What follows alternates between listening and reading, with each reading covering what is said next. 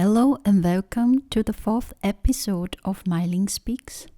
My name is Mai Ling.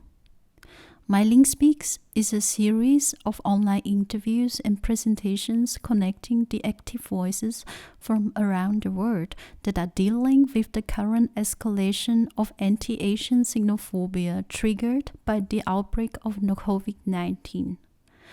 This program aims to diverge the discourse towards the individuals and communities and at the same time create a discursive platform that bridges artistic practices and researches. First of all, for those who don't know about Mai Ling, we would like to give you a quick introduction.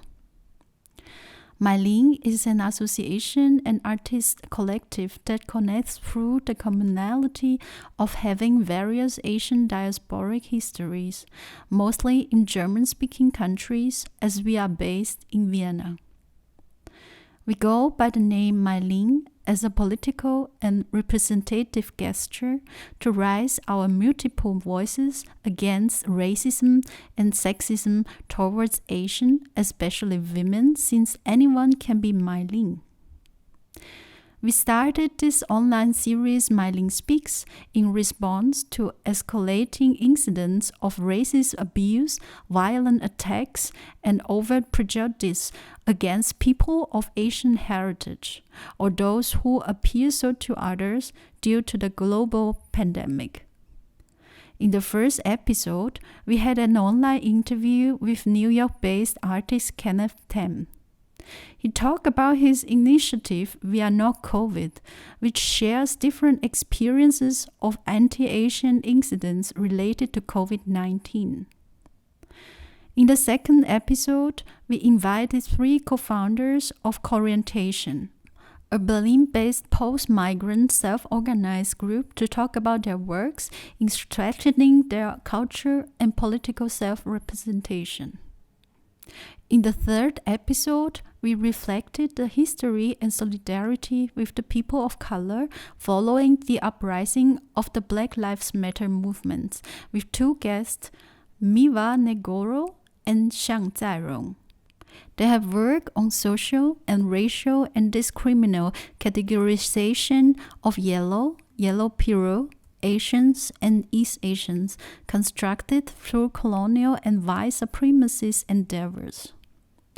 All the three previous episodes are available on our homepage and the non-commercial Austrian online broadcast DOF TV. Tonight, the fourth and the last episode of Mai Ling Speaks of 2020, we are very happy to present two different statements by Nikita, Yinqqian, Choi, and Jael. They are actively dealing with the invisibility of the struggles of people with Asian backgrounds that have been forgotten or marginalized in institutional narratives. We have asked how we can challenge the present situations and open up our conversation in order to bring further understanding of transnational alliance with artistic and activist practices. Our first guest is Nikita Yinqqian Choi. She lives and works in Guangzhou, China, where she is currently working as chief curator at Guangdong Times Museum. She has curated many exhibitions, and her writings have appeared in a number of publications and magazines. Her recent research focuses on diasporic imagination and post-colonial modernity and non-state collaboration between the South of the world. She is the awardee of the Asian Culture Council Fellowship in 2019. In her visual presentation, she guides us to a transnational and transgenerational journey that departs from an imaginary encounter of three artists, Pan Yuliang, Teresa Hakuncha, and Chintamin Ha. This fictional and biological journey has emerged from Choi's research about the three artists. Pan Yuliang, one of the pioneers in Chinese modern art, studied art in Paris and Rome in the 1920s played a significant role in the Chinese art education in the 1930s and actively produced works during her exile in Paris until her death in 1977. Despite her success, her body of work and her past continue to cause many controversies and misunderstandings due to her ambiguous position as a woman artist between the Chinese and the global modern world. Teresa Hakun-cha is a Korean-born American novelist and artist born in 1952. She actively worked and experimented her practice with juxtaposition and hypertext of both print and visual media. She was murdered in 1982, a week after her most famous novel Dictee was published. Vietnamese-born writer, theorist, composer, and filmmaker Trinh Minh Ha is positioned within the fields of feminist and post-colonial studies, and her practices and writings have influenced artists, writers, and makers of cultures, especially women of color, and the transnational struggles of women since the 1980s by proposing no dualistic affirmation of women. Nikita, Yinqqian, and Choi revisited their biographies, documentations, texts, performances, and films to touch on the multiple voices and struggles of female artists in relationship with the past, present, and future. Enjoy.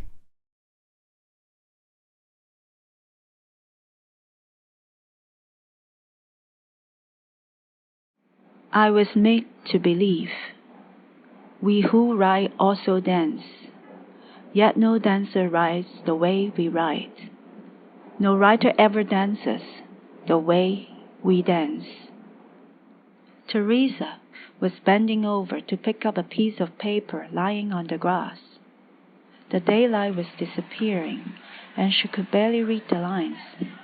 She knew she had to hurry. People came to Cimetière du Montparnasse to commemorate Charles Baudelaire and Man Ray. Walking in between these modernist male specters, Teresa thought about her mother. Mother, you are 18 years old. You were born in Yinqqian, Manchuria, and this is where you now live. You're not Chinese. You're Korean. But your family moved there to escape the Japanese occupation. China is large, larger than large. You live in a village where the other Koreans live. Refugees, immigrants, exiles, farther away from the land that is not your own any longer. She was looking for the cemetery of a woman painter from China who was documented as Pan Yuling in the Paris police archives.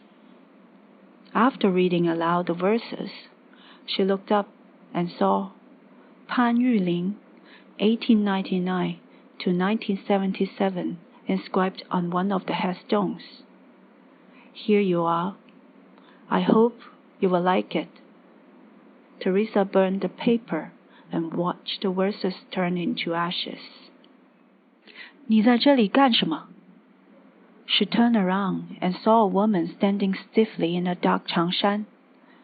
She can recognize it's Chinese since her mother used to speak the language around her.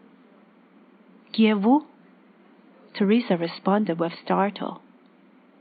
The woman in changshan came out from the shadow. So, I'm still in Paris. I can't remember what happened. Pan, is it you? I saw your photo in the archives. Yet someone cut in from behind the stone. You were born anonymous and with multiple names. As the daughter of the Republic of China and the emblem of Asian New Woman, you're the victim who is trapped in the impasse of the Occidental and the Oriental. You're the woman who is defined by your subaltern birth. You're the woman who is silenced and is written repeatedly. And you, she turned to Teresa and asserted, you're the woman who is writing. These three women stood there and looked at each other with distrust, if not with hostility. Slowly, Teresa opened her mouth. Words fail me seulement, sans voix aveugle. Before name, none other than given. Last, absent. First, name without name, a no name between name, absent name, named. There was fire in Pan's eyes when she suddenly grabbed Teresa's shoulders and looked at her with horror. I see deaths. I see young people marching and mothers crying. Don't go back to your motherland, and you can't go to New York. But I have to go to New York. Teresa was shaken by Pan's raving, but New York would be where she could finally become an artist and a writer. Go back to your mother's, wherever she is. She used to live in Northeast China before you were born, and I used to travel around and draw landscapes. Now, I'm stuck here. Minha broke the dragging sadness with her coming utterance. Neither black, red, yellow, nor women, but poet or writer. Yellow stamens, white petals, green leaves, always near mud, but never smells of mud. What is more beautiful than a lotus in a pond? Yellow stamens, white petals, green leaves, always near mud. It never smells of mud.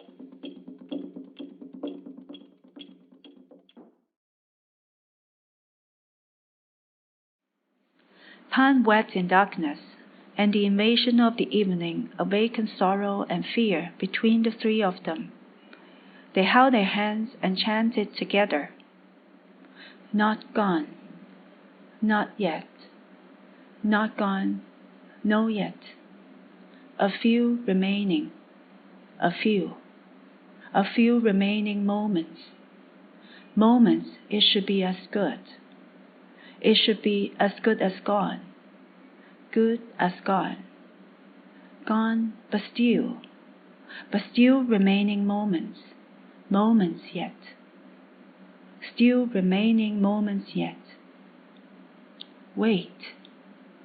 Wait what? Wait whom? Wait where and when? Later, Teresa Hak-Chun-Cha would move to New York in 1980. 1 week after the publication of Dick T, she would be brutally raped and murdered in Lower Manhattan on November 5, 1982. Her works would be addressed to the issues of race and gender when multiculturalism emerged as a significant topic in the art world in the early 1990s. In 2001, a major retrospective, The Dream of the Audience, would be held at the Art Museum of the University of California at Berkeley.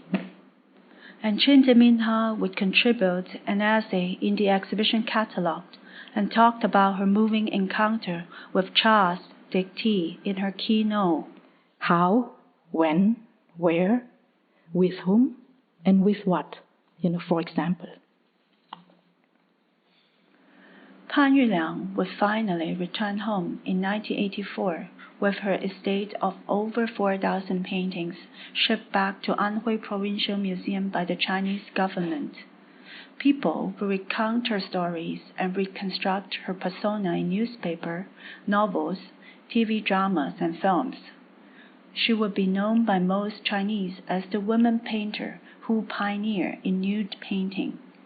She will remain a misfit of the Western canon of modernism and be engulfed by the accelerated state and its amnesia. Chin Minha will stay 2 years in Senegal and shot her first film, Ria Sombrage, in 1982. She would come to China after 1989 and finish the film shot for the contents. She would continue lecturing, writing, and filming until now about women of color, the transnational struggles of women, and how to speak nearby. All of them would inspire artists, makers of cultures, and intellectuals of different generations who would be fighting a war which was unfolding and yet to be defined. But all this was in the future, and none of them knew when they crossed space and time to meet in 1979.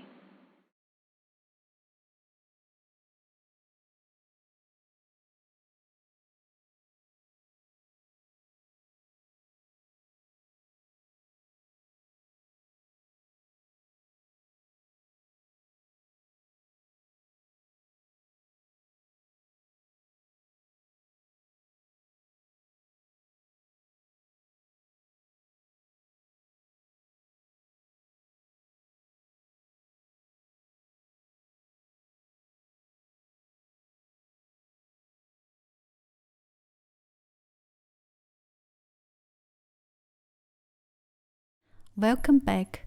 What you watched was a visual presentation with the title Neither Black, Red, Yellow, Nor Woman by Nikita Yinqqian Choi, writer, researcher, and chief curator of Guangdong Times Museum. Now we would like to introduce you to another guest we invited to contribute for this episode of Mai Ling Speaks. Jael is an independent curator and researcher based in London.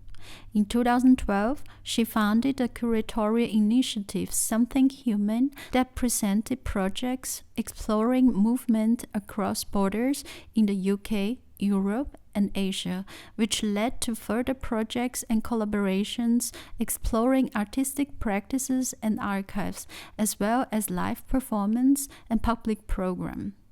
She is co-founder of Asia-Art-Activism, which is in residence at Ravel Row, London. As a researcher, she co-edited Southeast of Now, Directions in Contemporary and Modern Art in Asia's Scarce Issue, Archive, and has contributed to various publications.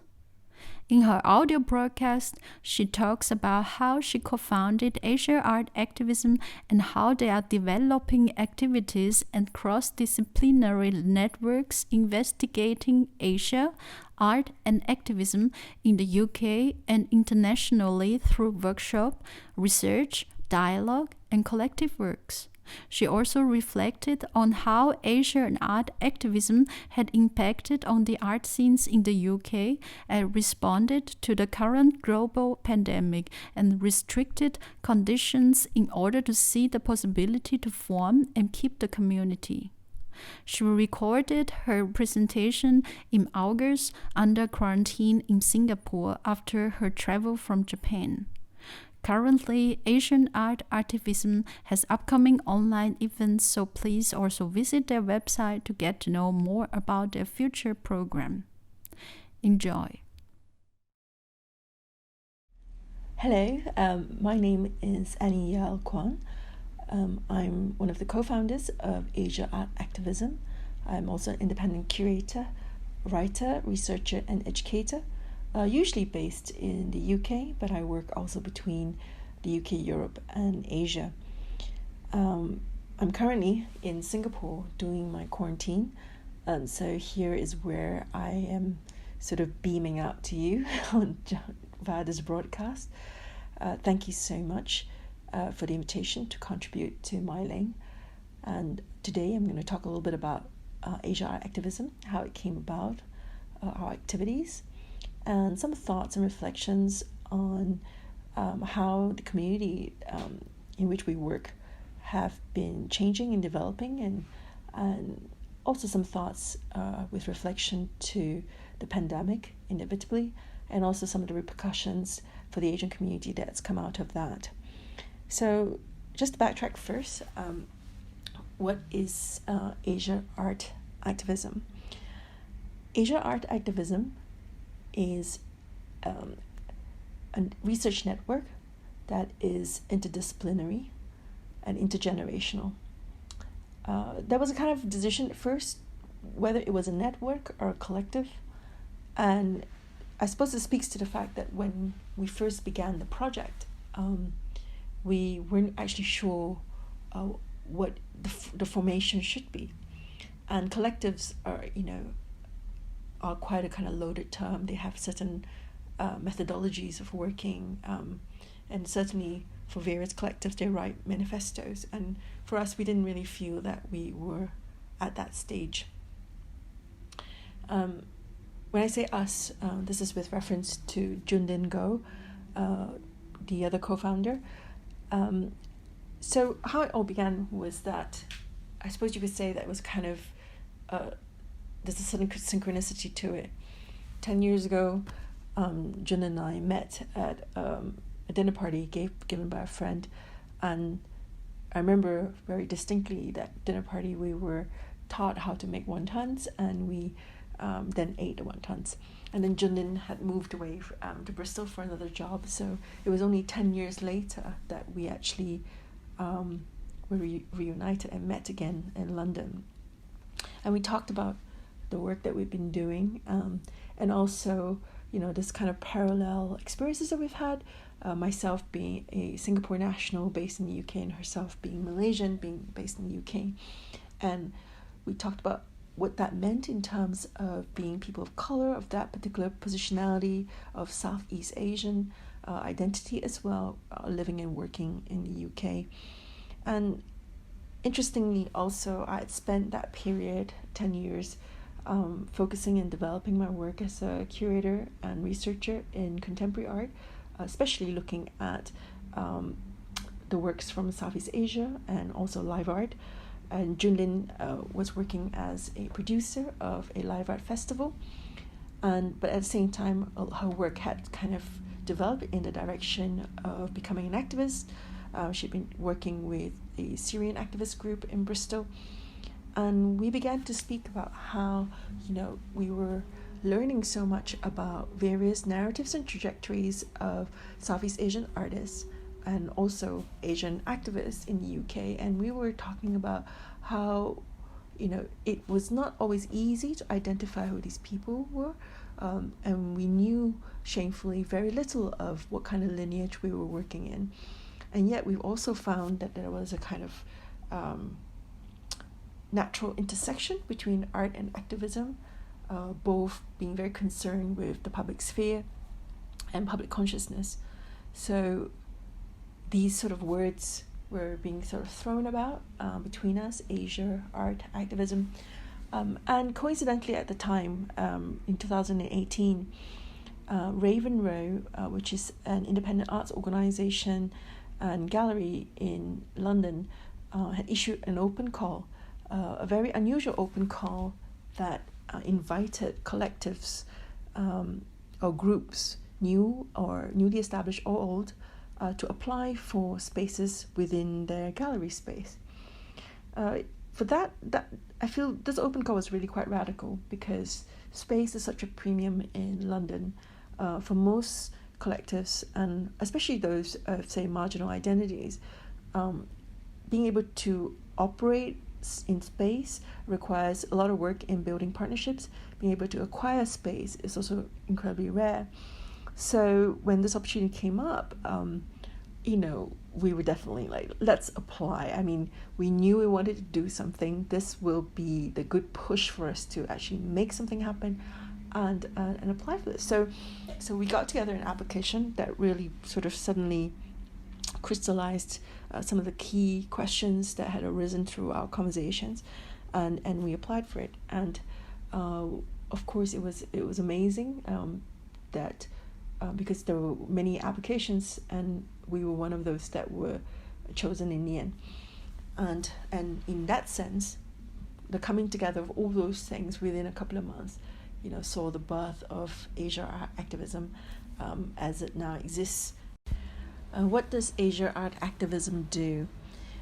As Asia-Art-Activism was formed very quickly, in part also in response to the open call at Raven Row, we certainly took on the approach that this would be very experimental, and we would be very open to also discovering what it is it should do.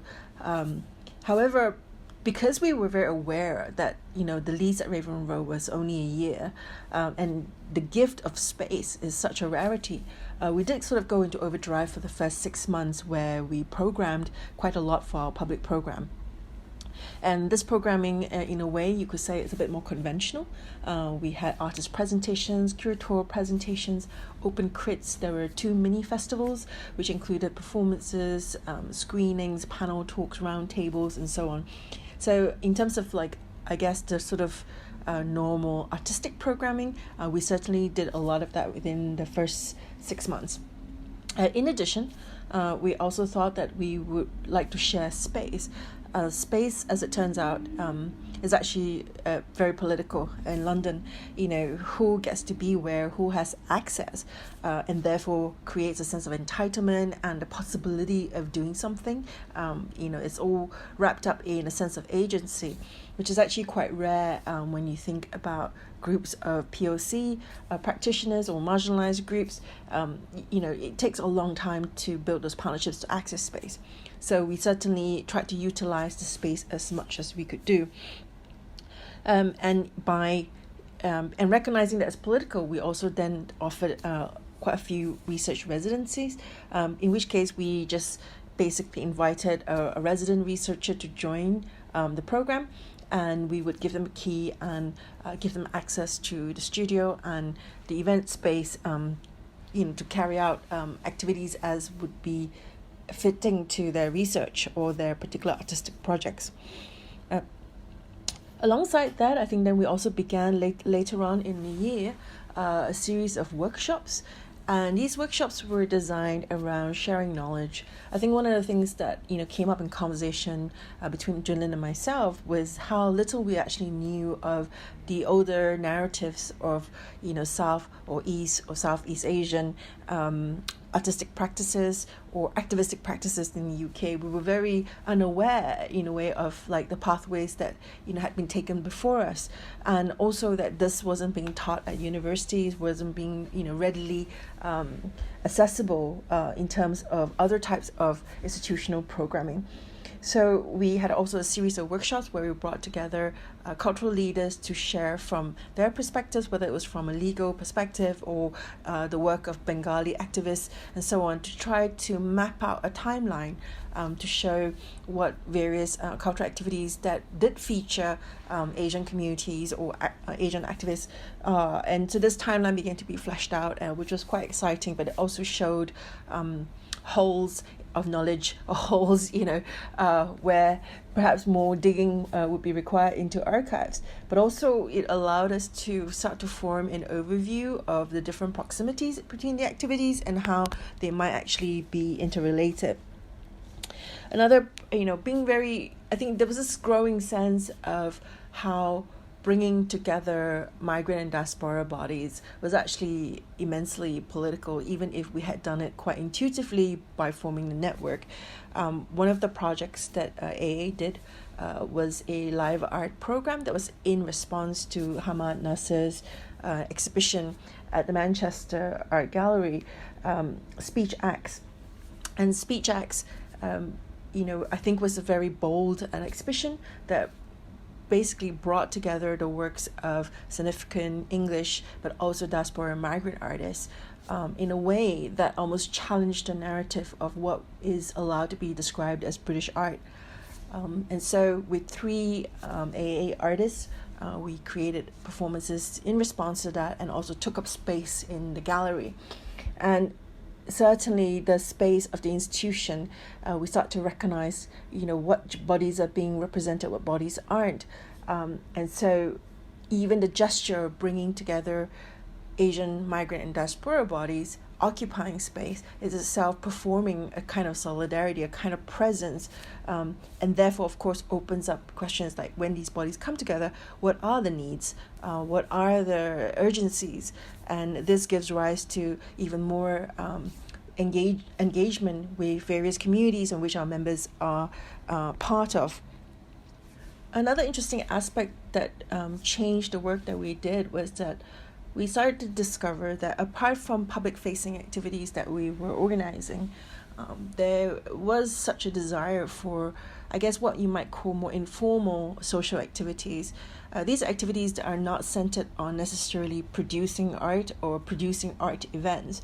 These are activities that were just social get-togethers, mostly taking place around food, because perhaps it was a kind of event around potluck or a hot pot gathering and so on. And yet we found that the response to these events were really quite warm. Quite often people talked about how rare it was to come together with people who are also Asian, who shared similar interests or challenges working in the landscape of London. And suddenly, gathering together informally created a sense of community, a sense of solidarity. One of the artists that we work with, Choi, also organized a dumpling making workshop. And dumplings seem to be like a recurring feature in this narrative. And even this dumpling workshop was not framed in a critical framework. It was very much she would teach us how to make dumplings, and we made dumplings and then we ate them.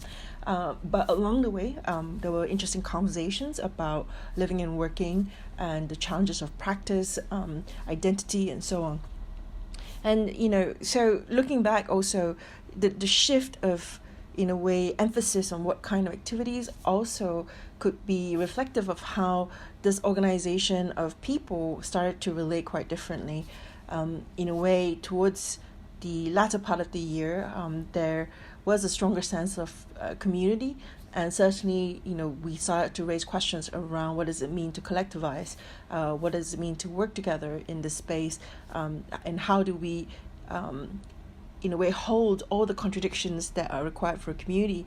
And there were many things to learn along the way with that as well, because there were very different needs and different ways of working. And also, at the same time, there were certain conditions within the UK that have made it very difficult to be an Asian artist or an Asian practitioner. And so this also offered opportunities for us to discuss what that meant in terms of identity and representation, but also community engagement. How has Asia-Art-Activism responded to the current global situation? I think, like everyone else, the associates and members of Asia-Art-Activism were also greatly impacted by the pandemic. I mean, just even for myself personally, I was meant to be in Tokyo for a 3-month research residency and ended up staying for half a year when the travel restrictions suddenly came about. Also, I think many members are migrant or diaspora, so they have family in other places or they are themselves living away from family, and this adds another layer of stress to the issues around social distancing or social isolation and also health and mental health. So one of the things that we did was to start hosting regular Zoom meetings, and these were not framed in terms of art world public programming or digital art programming. These were framed very much as community support. Here is a regular Zoom meeting.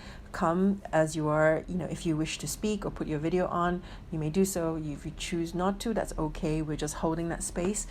And people would come together and talk about how COVID-19 has impacted their livelihood or themselves and their mental health. What are the issues around where the context in which they are located? Do they need help? Do they need support? Also, at this time, I think there was a marked spike in anti-Asian racism in the UK and internationally, and we would see these news reports of attacks, quite violent attacks on Asian people across the world, or very different communities and very different cultural specificities. And so, this also was something very heavy in the news, because it became clear that there was a lot of fear and suspicion against anyone that looked vaguely Asian, regardless of whether you're connected to Wuhan or not. One of our research associates created a project while in residence directly in response to this. Our resident artist, Choi, developed a participatory performance titled Unapologetic Coughing. She worked on a script that was a composite of news reports as well as commentary by different members of the Asian community, as well as additional writing to flesh out a text that in a way, would illustrate the kind of thinking that might be behind fears of that lead to racism, and also, questioning in a way some of the assumptions that were being made during this time.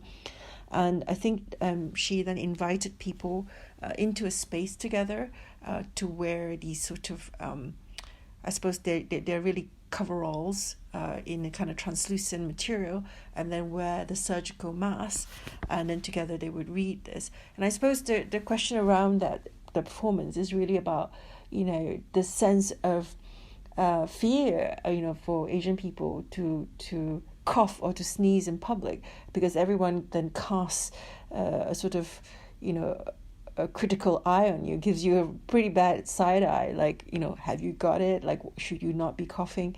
And so I think she was talking about, like, suddenly that right, the ability to cough in public has changed. And so this was a really interesting performance that received some attention because of the timeliness of it.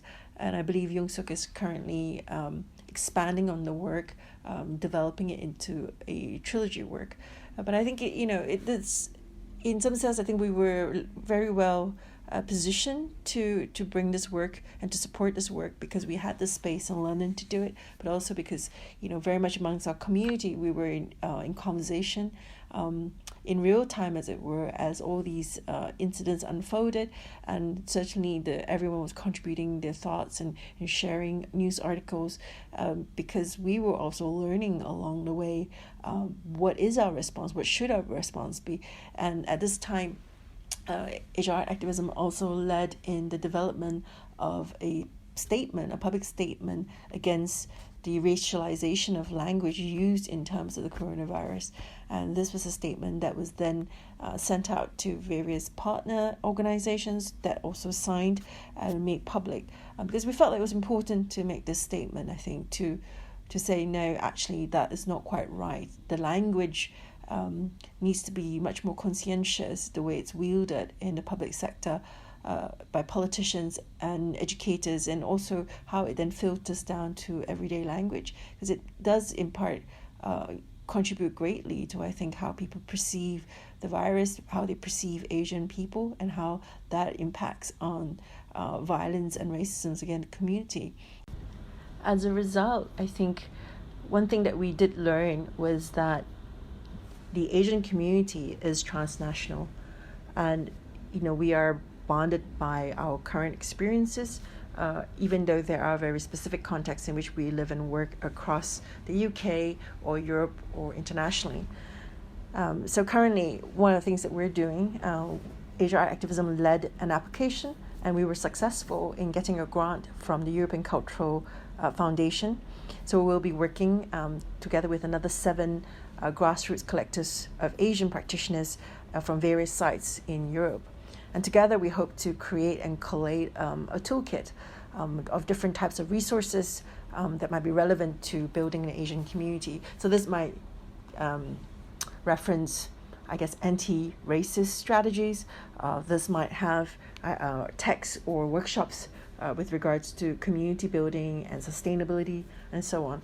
So this is currently in process, and we're really excited to be building these ties and also sharing knowledge with our colleagues from various parts of Europe. I think this project really underscores the need for solidarity, and also an awareness that we're, as an Asian community, an international Asian community, we're very much independent. And so regardless of whether it's our colleagues and friends in the Philippines who are having their own fight at the moment for freedom of speech, or whether you're located in the US and at the moment you're resisting in your particular context against racist attacks on the Asian community, we have to be in dialogue because there's a lot of knowledge to share. Also, I think when there is a sense of solidarity, there's always a strength in numbers, and that gives us courage and strength to continue to persist. So I think it's a time that is very interesting and calls for a lot of work. And I think maybe interestingly, the pandemic has also done something for us as AA. One of the questions that was on our minds was very much like, when our lease at Raven Row runs out, even though now it's been extended due to the lockdown, when it eventually runs out, would we as a network still exist? And I think that was answered organically by what has happened, because even though we could not meet up physically due to the lockdown or being separated in wherever situations we are, we found that there was a need for community and people were still wanting to come together. And so the network, or at least associates within the network, were still very much in conversation and still wanted to be connected. So certainly that has identified that there is a role that Asia-Art-Activism can play in terms of the cultural landscape of the UK, but also internationally.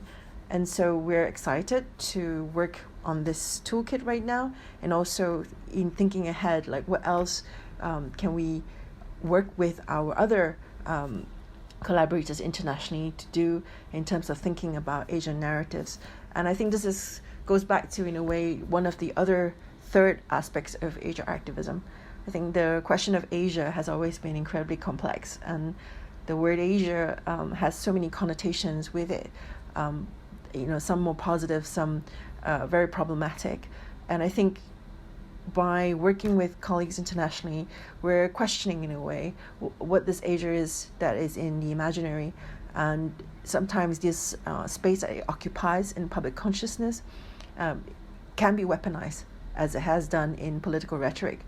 And so those of us in cultural sphere, we are working to keep it complex, and we're keeping it, in a way, interrogating how it's being used in terms of representation, but also in terms of the sense of community that we're sustaining.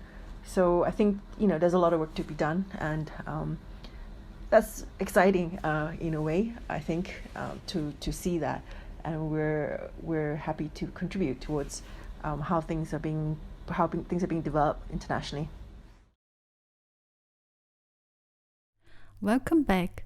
What you've heard before was an audio broadcast by Annie Jael Wong, curator, researcher, and co-leader of the initiative Asia-Art-Activism. At this moment, I would like to say goodbye and thank you all for joining us tonight. We want to thank also to ÖH Uni Wien to support Mai Ling Speaks. Stay safe and good night.